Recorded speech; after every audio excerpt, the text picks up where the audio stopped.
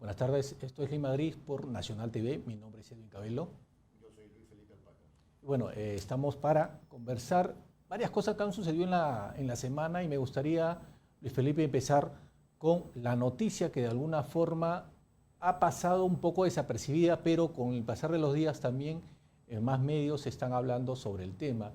Y es preocupante porque la congresista Susel Paredes ha tenido como trabajador a una persona que está denunciado y actualmente está en la cárcel, ¿no?, por violación a 3 menores de edad.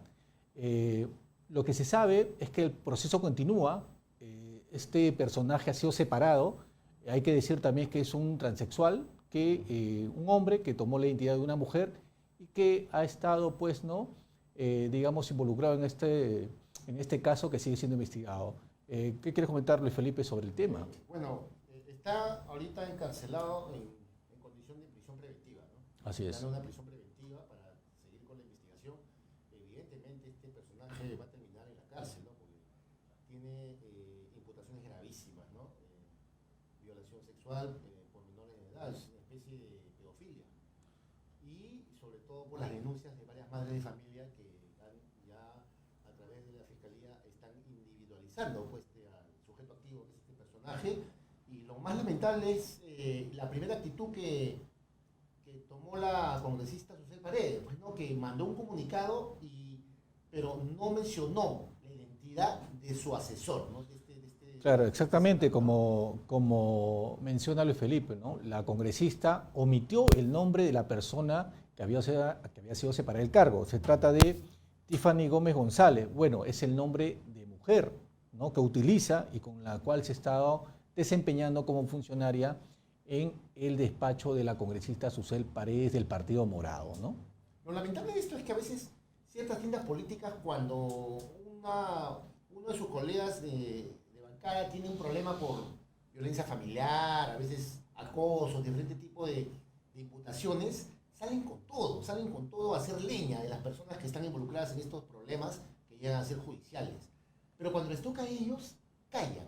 Y la otra cosa, Edwin, que es preocupante es que los medios han sido silentes, porque esta señora Susel Paredes fue entrevistada por RTP y por un canal dominical, un canal de televisión, y no le preguntaron por este caso. Así es, así. Eso sorprende y por eso mencioné al inicio que ha pasado un poco desapercibido la noticia.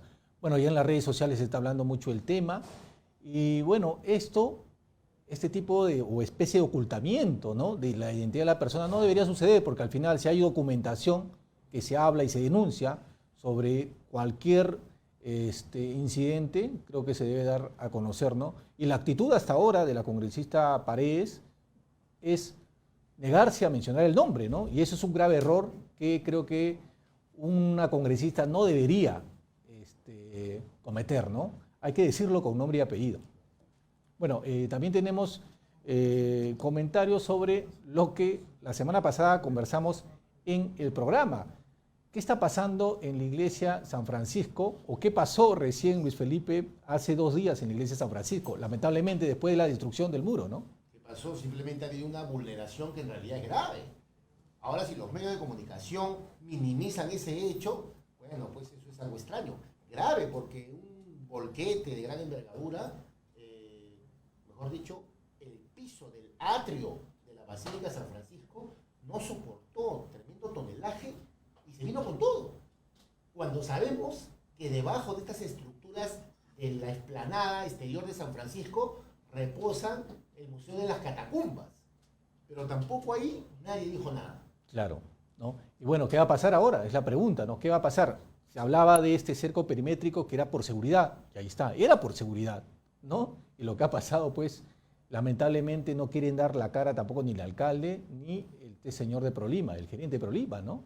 Después vamos a preguntarle a nuestro invitado, que ya lo vas a presentar, que en otras latitudes, ¿qué pasaría si suceden estos hechos? ¿Se van a la cárcel? Claro. Es increíble. Sí, no, sin duda, ¿no? Pero también otra cosa que llama mucho la atención es el enfrentamiento que existió y parece que desapareció después de este abrazo entre Waldemar Cerrón y la presidenta del Congreso, María del Carmen Alba Prieto, ¿no? Sobre eso tenemos un informe que ha preparado Luis Felipe Alpaca para comentar después y conocer los entretelones de por qué viene este enfrentamiento entre el Ejecutivo y el Congreso de la República. Adelante con el informe. Esta noche, en Lima Gris, el abrazo partido. Cuando Pedro Castillo asumió la presidencia del país el 28 de julio de 2021, un sector de la derecha continuaba guardando el luto por la derrota en los comicios generales. Seguidamente, los sectores conservadores del Congreso empezaron a cuestionar las designaciones de algunos ministros, en especial la del jefe del gabinete, Guido Bellido. Y prácticamente pronosticaron que se le negaría el voto de confianza. Sin embargo, el 27 de agosto pasó todo lo contrario y el Puca Bellido recibió la investidura con 73 votos a favor y 50 en contra. Logra entonces la confianza el gabinete Bellido con 75 votos a favor, 50 en contra. A los pocos días, el 5 de septiembre, la presidenta del Congreso, Mari Carmen Alba, señaló en una entrevista que la calle pedía la vacancia presidencial contra Pedro Castillo, pero al mismo tiempo se justificaba, precisando que esa iniciativa no provenía del Parlamento. El presidente del Congreso ha dicho en una entrevista en el diario El Trome, que se publica hoy, que no hay un pedido de vacancia presidencial en el Congreso, pero añade, la calle pide vacancia presidencial. Al mes siguiente, luego de la salida de Bellido Ugarte de la PCM, Mirta Vázquez asumió el premierato y tras otras designaciones en otros ministerios, el país entero corroboró una vez más que las exigencias de la excandidata presidencial Verónica Mendoza dieron sus frutos. Mientras tanto, la mayoría de las bancadas parlamentarias se mostraban escépticas con la premier Vázquez Chuquilín, y si bien reconocían sus dotes de diálogo, condicionaron otorgarle el voto de confianza si es que resolvía la salida de los exministros Luis Barranzuela y Carlos Gallardo. A pesar de aquel pronóstico y de la negativa del ala serronista de Perú Libre, el 4 de noviembre de 2021, el Congreso le otorgó por segunda vez el voto de investidura a un gabinete de izquierda.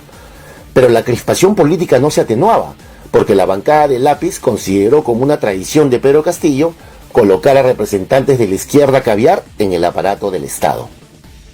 Finalmente, en enero de este año, Vázquez Chuquilín renunció al cargo y luego del fugaz expremier Héctor Valer, el Ejecutivo formó en solo 6 meses su cuarto gabinete, al mando del abogado Aníbal Torres.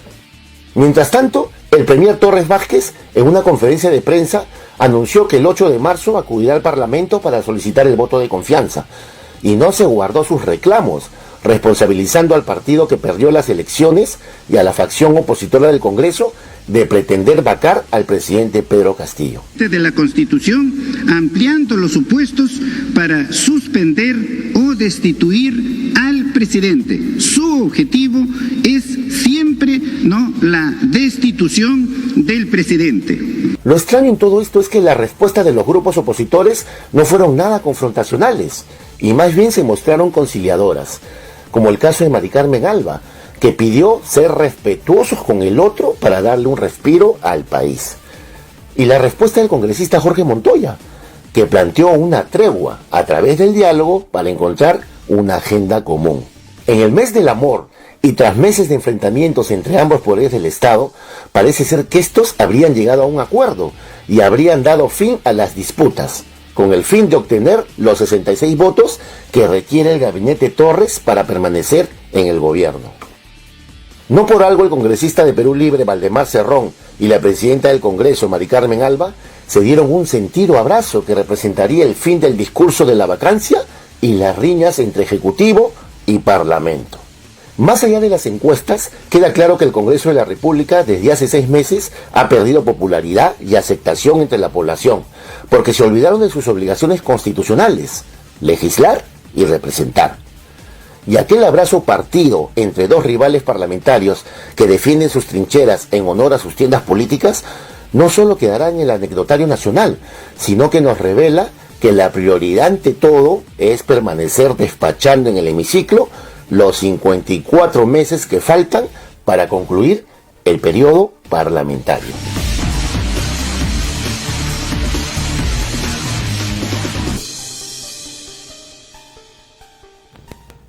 Bueno, esta especie de crónicas, ¿no? Mencionando lo que pasó desde que Pedro Castillo prácticamente llegó a Palacio de Gobierno y estos enfrentamientos, estos abrazos también que han existido por parte de Perú Libre o gente oficialista con la presidenta del Congreso, María del Carmen Alba, ¿no? Bueno, esto en realidad pasa, más allá de la anécdota, en realidad la gente no es ingenua, Así no es. ni hablar. O sea, en un momento dado hay, bueno, estamos acostumbrados a estos desencuentros desde que empezó el gobierno de Castillo el año pasado, en julio. Desencuentros, desencuentros y más desencuentros. Sin embargo, por ejemplo, el congresista Jorge Montoya dijo hay que tomar cafecito, ¿no? Claro. Y la presidenta de la mesa directiva, la señora Alba, dijo, tenemos que conversar por el bien del país. Y a pesar de que el premier, de manera confrontacional, el nuevo premier, el doctor Aníbal Torres, protestó, ¿no? Y lo sacó al fresco diciendo, acá quieren vacar al presidente. Sin embargo, ellos bajaron el tono. Pero ¿cuál sería tu lectura? ¿Por qué han bajado el tono? Bueno, hay negocios de por medio, siempre va a haber negocios, ¿no? Aparte que estos abrazos no son casualidades porque en la política jamás existe la casualidad.